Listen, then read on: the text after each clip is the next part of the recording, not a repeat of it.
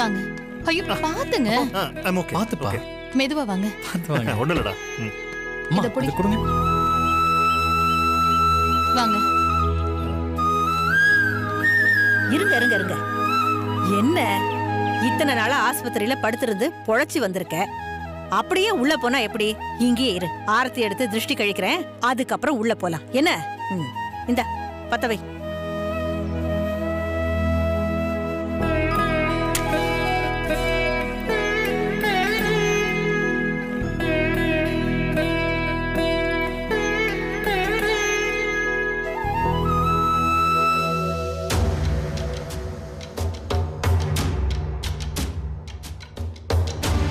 இந்த கிழவி ஓவரா தான் சீன் போடுது. எதுக்கு இவ்ளோ பில்டப் கொடுக்குது? பார்க்கலாம், நம்ம கிட்ட மாட்டாமல போயிட போகுது.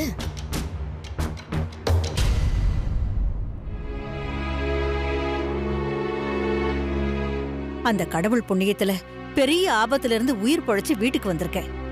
கொஞ்சம் இடம் மாறி இதயத்துல பட்டிருந்தா என்ன ஆயிருக்கும்? என்ன ஆயிருந்திருக்கும்? இந்நேரம் உங்க முன்னாடி இருந்திருக்க மாட்டேன், போய் சேர்ந்திருப்பேன், அவ்வளவுதான். ஏன் சித்தி கொஞ்ச நேரம் வாயை வச்சுக்கிட்டு சும்மா இருக்க மாட்டீங்களா? வீட்டுக்கு வந்ததும் வராததுமா அபசகுணமா பேசிட்டு இருக்கீங்க. இல்ல பைரவி, நான் யதார்த்தமாதாமா சொன்னேன். இத பாருங்க சித்தி, அவர் நல்லபடியா பொழைச்சு வரணும்னு நான் வேண்டாத சாமி இல்ல.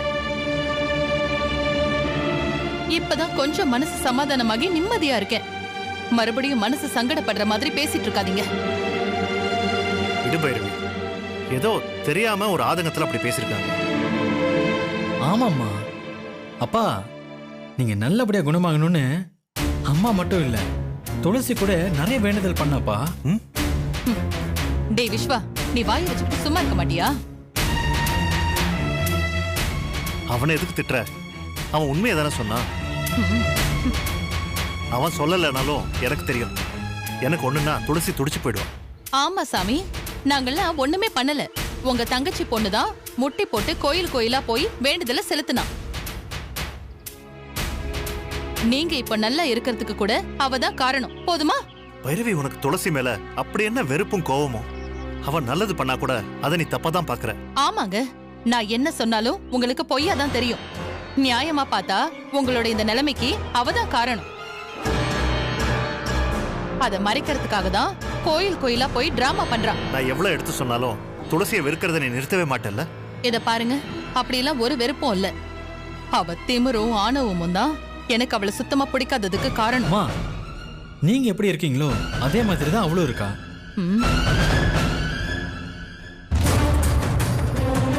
அவனே மறைக்கிற? அவன் சொன்னது உண்மைதானே? அதனாலதான்டா உங்க அம்மாவுக்கு துளசியை பிடிக்கல. பிடிக்கலன்னு சொல்றதை விட அவ பண்ற விஷயம் பிடிக்கல, அது மட்டும்தான். எப்ப பார்த்தாலும் அந்த துளசிய பத்தி தான் பேச்சு. முதல்ல அந்த பேச்ச நிறுத்தணும். அடடடடா, என்னப்பா நீ ஆஸ்பத்திரியில இருந்து வந்தது வராதமா வெளியிலே நின்னு பேசிக்கிட்டு இருக்க? முதல்ல உள்ள போனி. ஆமாப்பா, நீங்க வாங்க உள்ள போலாம். போப்பா, வாங்க.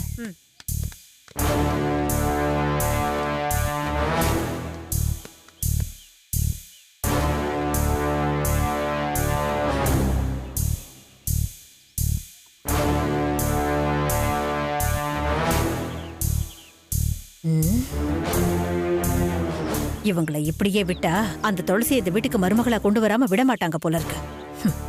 அதுக்கு கொஞ்சம் கூட இடம் கொடுக்க கூடாது. இந்த வீட்டுக்கு மருமகளா ஒருத்தி வரதா இருந்தா அது என் பேத்தியா தான் இருக்கணும்.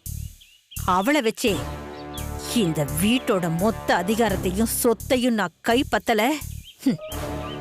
என் பேரு காஞ்சிபுரம் காஞ்சனா இல்ல.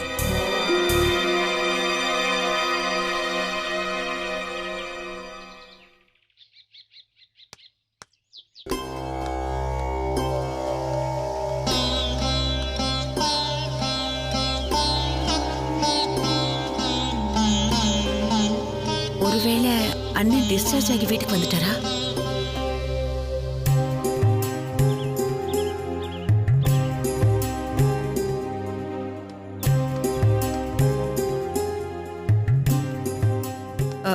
அண்ணன் வீட்டுக்கு வந்துட்டாரா? ஆமாமா, ஐயா குணமாயி வீட்டுக்கு வந்துட்டாரு.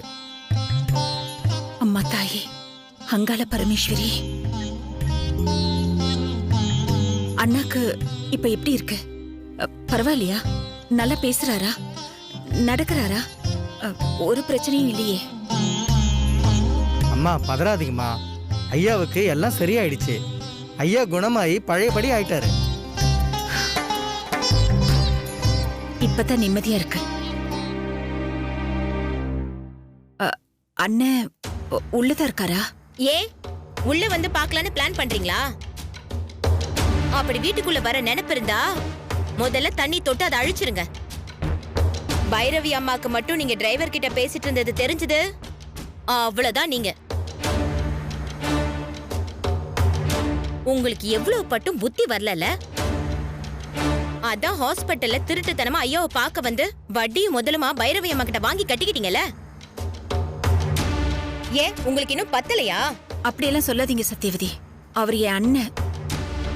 அவரை நான் பார்க்கணும்னு துடிக்கிறதுல என்னமா தப்பு இருக்கு? ரொம்ப துடிக்காதீங்க. ஐயா இப்படி குண்டடிப்பட்டு ஆஸ்பத்திரியில கிடந்ததுக்கு காரணமே உங்க பொண்ணுதான். அத மட்டும் மறந்துடாதீங்க. சும்மா சிம்பத்தி கிரியேட் பண்ணாம வெளியே போங்க. அம்மா பார்த்தா என்னதான் திட்டுவாங்க. யோ டிரைவர். அம்மா. என்ன அம்மா கிட்ட சொல்லி சீட்டை கிழிக்கணுமா? ஐயோ வேண்டாமா, நான் புள்ள விட்டுக்கிறமா, என்ன விட்டுருங்கம்மா. அப்ப ஒழுங்கா உன் வேலையை மட்டும் பாரு. சரிங்கம்மா.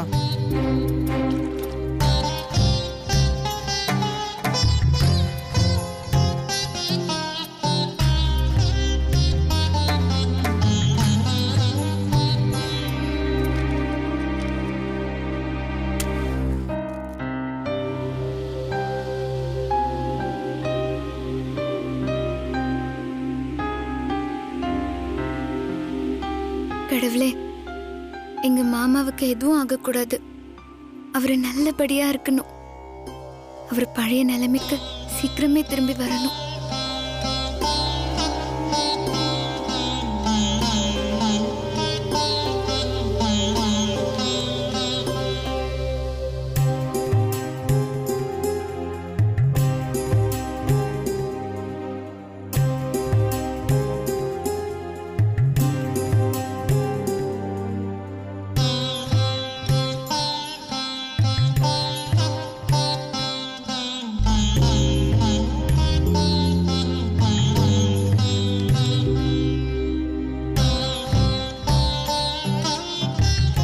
சிவகாமி,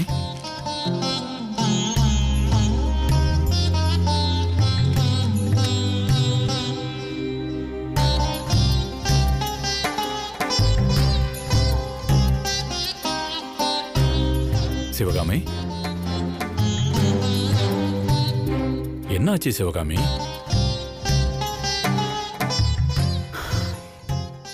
அண்ணன் வீட்டுக்கு வந்துட்டாருங்க. எப்போ? இன்னைக்குதான். நல்ல விஷயம் தானம்மா. அதுக்கு எதுக்கு கண் கலங்குற? அண்ணன் நல்லபடியா பொழைச்சு வந்திருக்காருன்னு சந்தோஷம் ஒரு பக்கம் இருந்தாலும், இந்த மாதிரி நேரத்துல அவரை பார்த்து ஆறுதலா ஒரு வார்த்தை கூட பேச முடியலன்னு நினைக்கும் போது துக்கம் தொண்டையை அடைக்குதுங்க. விடு சிவகாமி, நாம கொடுத்து வச்சது அவ்வளவுதான். கிட்ட போக முடியலனாலும் எட்ட நின்னு சாமியை பாக்குற மாதிரி பார்த்து சந்தோஷப்பட்டுக்குவோம். வேற என்ன செய்ய முடியும் சொல்லு?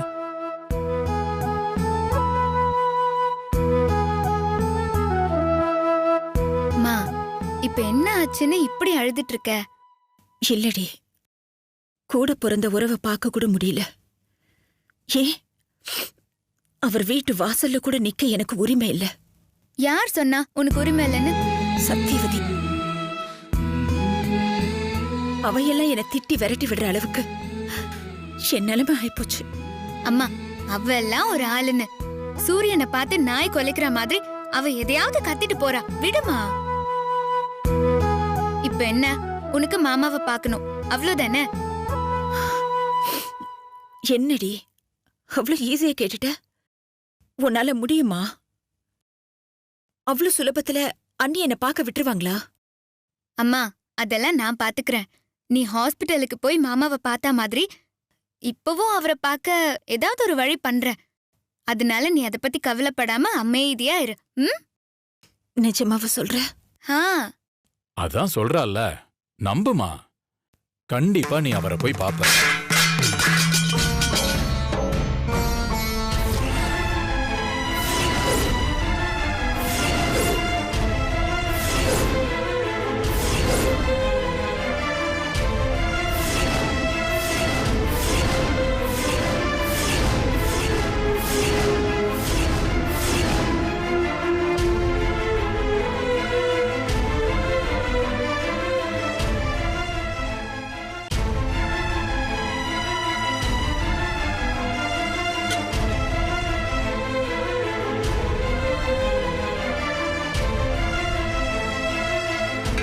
என்னடி இது?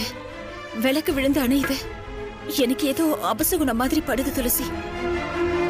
அம்மா அதெல்லாம் ஒண்ணும் இல்லம்மா. இல்ல துளசி, எனக்கு என்னமோ தப்பா படுது.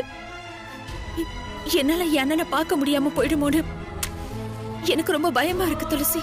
சிவகாமி, அப்படியெல்லாம் ஒண்ணும் இல்லம்மா. காத்துல போட்டோ விழுந்து விளக்கு அணைஞ்சிருச்சு. இத போய் ஏன் தப்பா நினைக்கிற? நமக்கு எல்லாமே நல்லதாவே நடக்கும். இல்லங்க, எனக்கு என் அண்ணனை பார்க்கணும்.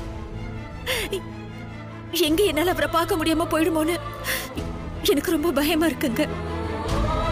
அம்மா அப்படியெல்லாம் ஒண்ணும் இல்லம்மா. நீ பயப்படுற மாதிரி எல்லாம் ஒண்ணும் நடக்காது. சொன்ன கேளுமா, இது ஒரு சாதாரண விஷயம். இல்லடி, இதெல்லாம் நிமித்த மாதிரி. நடக்க போற விளைவை கடவுள் முன்கூட்டியே நமக்கு சமிக்ஞை காட்டுறாரு.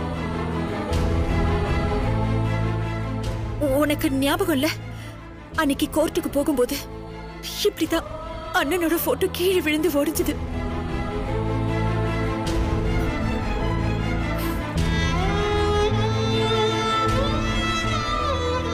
என்ன நடந்துச்சுன்னு தெரியும்ல. அண்ணன் உயிருக்கே ஆபத்தா போச்சு. இப்பவும் அதே மாதிரிதான் விளக்கு கீழே விழுந்து அணைஞ்சிடுச்சு. எனக்கு ரொம்ப பயமா இருக்கு துளசி. எனக்கு அண்ணனை பார்க்கணும், உடனே பார்க்கணும். சிவகாமி, நீ சும்மா பதறாத. உன் அண்ணனுக்கு ஒண்ணும் ஆகாது. நீ அவரை பார்க்கலாம். எனக்கு கொஞ்ச நெஞ்சம் இருந்த நம்பிக்கையும் சுத்தமா போயிடுச்சுங்க. எனக்கு உடனே அண்ணனை பார்க்கணுங்க. அம்மா பார்க்கலாமா? நான் பார்க்க வைக்கிறேன். நீ கண்டிப்பா மாமாவை பார்த்து பேசுவ, போதுமா? கொஞ்சம் பொறுமையா இருமா. அத்தைய பத்தி உனக்கே தெரியும்ல. சமய சந்தர்ப்பம் பார்த்து நானே உன்னை மாமா கிட்ட கூட்டிட்டு போறேன். ப்ராமிஸ். அப்பா பாத்துக்கங்க, நான் ஐபி ஆபீஸ் வரைக்கும் போயிட்டு வந்துடுறேன். சரிம்மா.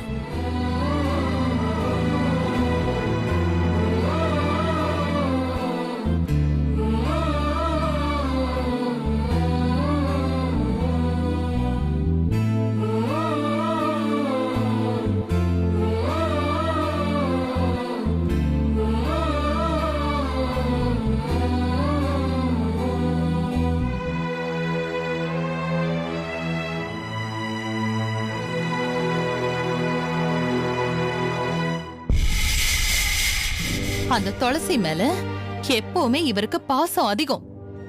அவர் பத்தாதுன்னு இந்த விஸ்வா வேற அவளுக்கு சப்போர்ட் பண்ண ஆரம்பிச்சிட்டான்.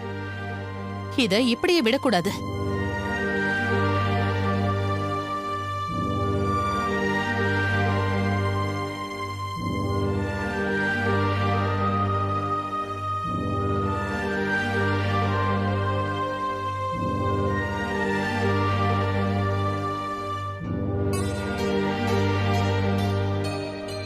என்ன யோசிச்சுக்கிட்டு இருக்கா? தனியா வேற இருக்கா? இதான் சரியான நேரம். அவளை குழப்பி நம்ம காரியத்தை சாதிச்சுக்க வேண்டியதுதான்.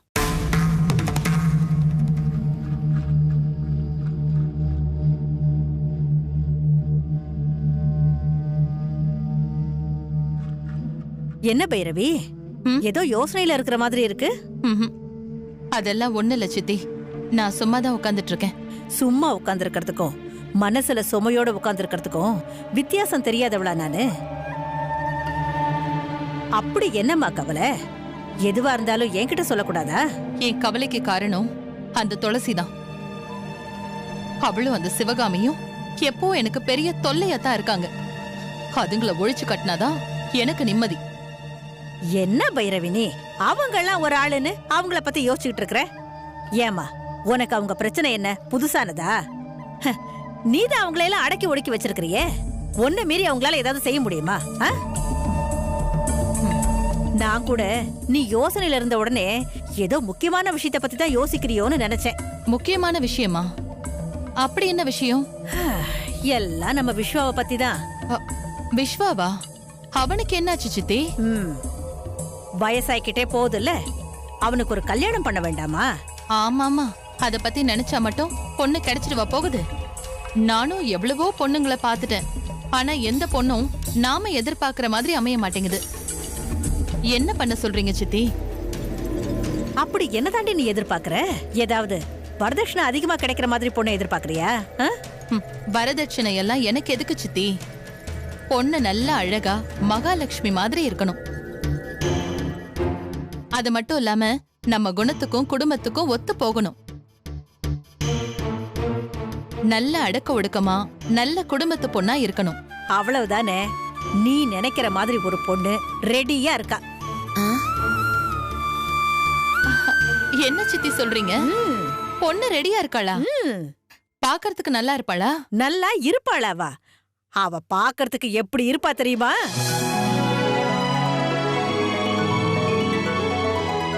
அவ அழகுன அழகு அப்படி ஒரு அழகு.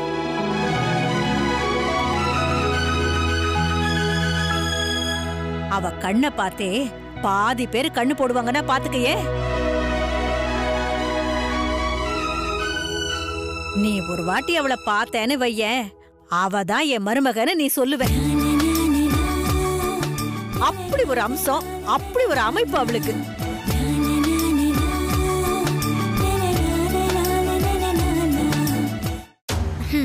அப்படி ஒரு பொண்ணு என்ன? நயன்தாரவா இல்ல அன்சிகாவா? கிழவி ரொம்ப ஓவரா பில்டப் கொடுக்கறா. அந்த பொண்ணு வேற யாரும் இல்ல, என் பேத்தி தான் பைரவி. உங்க பேத்தியா? என் பேத்தின உடனே என்ன மாதிரி இருப்பான்னு தப்பு கணக்கு போட்டுறாத. அவ நல்ல லட்சணமா லக்ஷ்மிகரமா இருப்பா. அவ பேர் கூட கனகலட்சுமி தான். கிழவி எப்படியாப்பட்ட ஆளு பாரு. கேப்ல இவ பேத்திய உள்ள கொண்டு வர பாக்குறா. இவளை விடவே கூடாது.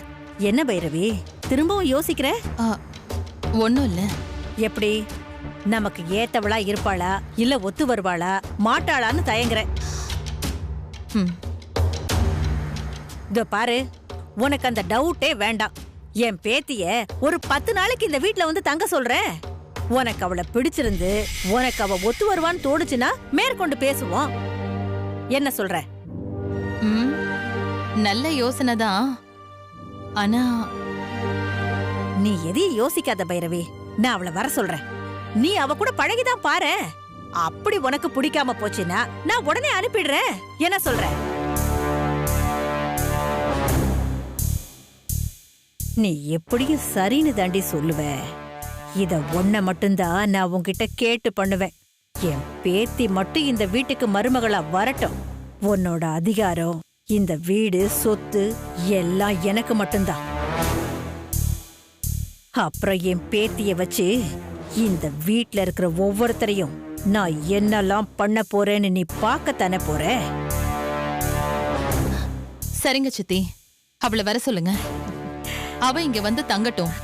எனக்கு பிடிச்சிருந்தா மட்டும்தான். இல்லனா அவ உங்க பேத்தியாவே இங்க இருந்து போயிடுவா. ஞாபகம் இருக்கட்டும். பைரவி, உன் மனசு யாருக்கு வரும்? நான் இப்ப உடனே போன் பண்ணி என் பேத்திய இங்க வர சொல்றேன். சரியா?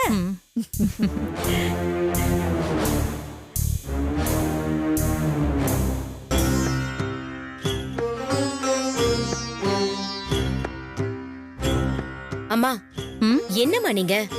அந்த பொம்பளையே ஒரு அரலூசு. இல்லாத ஃப்ராட் எல்லாம் பண்ணும். உங்களுக்கே அது நல்லாவே தெரியும். அப்படி இருக்கிறப்போ அவ பேத்தி மட்டும் என்ன ஒழுக்கமா இருக்க போறா? ஏ சத்யவதி, அப்படி எல்லாம் சொல்லாத. ஒருவேளை அந்த பொண்ணு நல்ல மாதிரி இருந்துட்டா? இல்லம்மா. இப்போ உனக்கு என்ன பிரச்சனை? அவ வரட்டும். வந்து ஒரு 10 நாள் இருந்தா தெரிஞ்சிட போகுது. ஆமாமா, அதுவும் சரிதான். உங்களுக்கு தெரியாது ஒண்ணுமே இல்லம்மா. யாரு என்ன சொன்னாலும் என்னோட முடிவு மாறாது. வரப்போற பொண்ணு எனக்கு பிடிச்சா மட்டும்தான் இந்த வீட்டுக்குள்ளேயே வர முடியும். இல்ல வாசல்லையே துரத்தி விட்டுருவேன். அது